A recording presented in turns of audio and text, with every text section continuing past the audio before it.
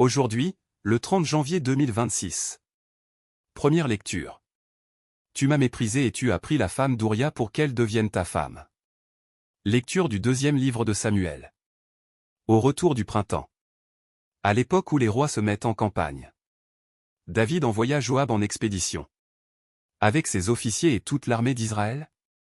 Ils massacrèrent les fils d'Ammon. Et mirent le siège devant Rabat.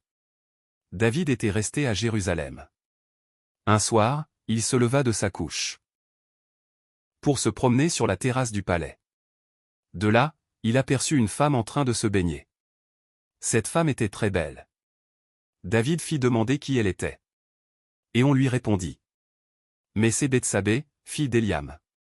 La femme d'Ouria le Hittite. Alors David envoya des gens la chercher. Elle vint chez lui, il coucha avec elle. La femme devint enceinte. Et elle fit savoir à David. Je suis enceinte.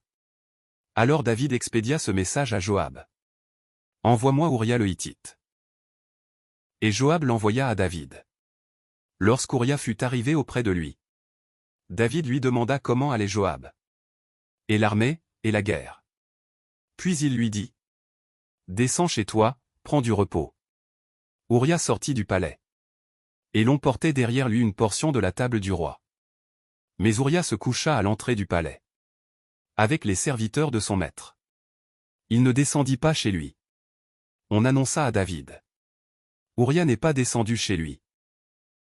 Le lendemain, David l'invita à manger et à boire à sa table. Et il l'enivra. Le soir, Ouria sortit et alla se coucher à nouveau.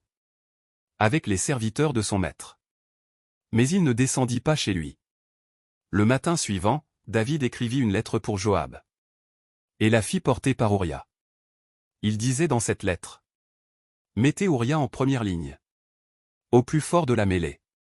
Puis repliez-vous derrière lui. Qu'il soit frappé et qu'il meure.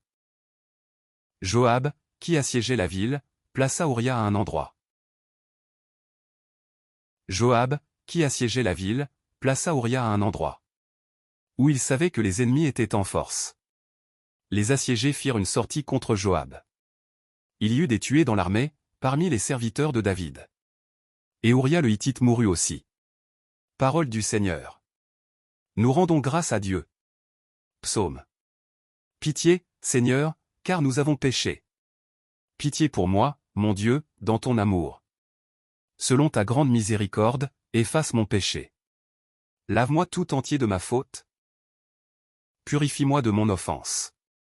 Oui, je connais mon péché. Ma faute est toujours devant moi. Contre toi, et toi seul, j'ai péché.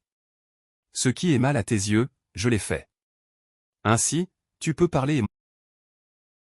Évangile. L'homme qui jette en terre la semence, qu'il dorme ou qu'il se lève, la semence grandit, il ne sait comment.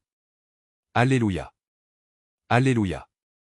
Tu es béni, Père. Seigneur du ciel et de la terre. Tu as révélé au tout-petit les mystères du royaume. Alléluia. Évangile de Jésus-Christ selon saint Marc. En ce temps-là, Jésus disait aux foules. Il en est du règne de Dieu. Comme d'un homme qui jette en terre la semence. Nuit et jour. Qu'il dorme ou qu'il se lève. La semence germe et grandit. Il ne sait comment. D'elle-même, la terre produit d'abord l'herbe. Puis l'épi, enfin du blé plein l'épi. Et dès que le blé est mûr, il y met la faucille. Puisque le temps de la moisson est arrivé. Il disait encore. À quoi allons-nous comparer le règne de Dieu? Par quelle parabole pouvons-nous le représenter? Il est comme une graine de moutarde. Quand on la sème en terre, elle est la plus petite de toutes les semences. Mais quand on la semait, elle grandit et dépasse toutes les plantes potagères. Et elle étend de longues branches. Si bien que les oiseaux du ciel peuvent faire leur nid à son ombre. Par de nombreuses paraboles semblables. Jésus leur annonçait la parole. Dans la mesure où ils étaient capables de l'entendre.